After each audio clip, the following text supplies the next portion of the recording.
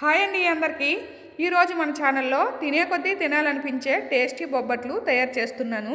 ముందుగా గ్లాసు శనగపప్పు కుక్కర్లో వేసి వాటర్తో శుభ్రంగా కడిగి స్టవ్ మీద పెట్టి 4-5 విజిల్కి ఉడికించుకోవాలి. ఇప్పుడు జల్లించిన మైదా పిండిలో నెయ్యి కొంచెం ఎక్కువగానే వేసుకోవాలి. సరిపడా సాల్ట్ వేసి పిండి బాగా కలుపుకోవాలి. పిండి మృదువుగా సాఫ్ట్గా వచ్చేంత వరకు కలుపుకొని మూత పెట్టి 10 నిమిషాలు పక్కన పెట్టేయాలి. బొబ్బట్లలోకి నెయ్యి ఎక్కువ పడుతుంది కదా, ఇంట్లోనే నెయ్యి కూడా తయారు చేస్తున్నాను. పెరుగు మీద మిగడా మిక్సీలో వేసి వెన్న తీసి నెయ్యి మరిగించి చల్లారే వరకు పక్కన పెట్టేశాను. ఒక గ్లాసు శనగపప్పుకి గ్లాసు పంచదార వేసి కొంచెం వాటర్ వేసి పంచదార కరిగేంత వరకు మరిగించుకోవాలి. ఉడికించిన శనగపప్పును వాటర్ లేకుండా మిక్సీలో వేసి మెత్తగా మిక్సీ పెట్టుకోవాలి.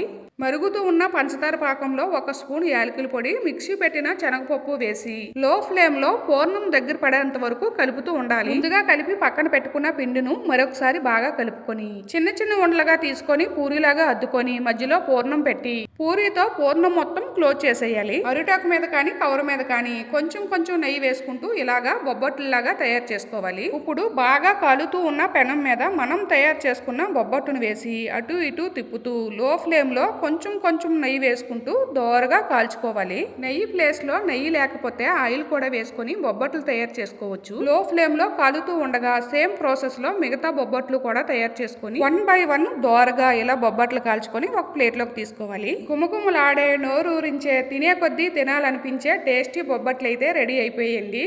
బొబ్బట్లు తయారు చేయడము పెద్ద కష్టమేమీ కాదు, అన్ని ఇంట్లో ఉంటే ఈజీగానే తయారు చేసేసుకోవచ్చు. ఇంకా ఈ బొబ్బట్లు తింటే టేస్ట్ మాత్రం అదిరిపోయింది.